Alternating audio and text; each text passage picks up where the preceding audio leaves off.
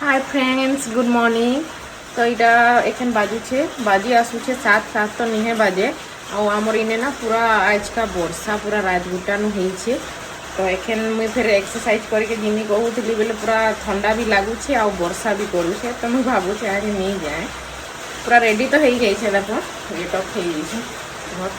तो क्या करमा मुई दुई दिन है न फ्राइडे और सैटरडे भी नहीं जाए फिर 3 दिन हो गला संडे के मिले फिर आज सोमवार है बेले एंता पाक करे बेले तो फिर कहीं जाइए एखन दूर भी अच्छे आम जिमटा।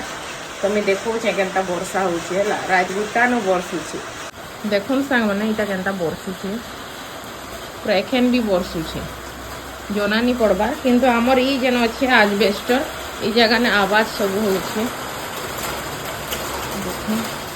रात गोटा बरसी छे मत के देखानी जीबार ओ आदा देखुन देखा गला आ देखो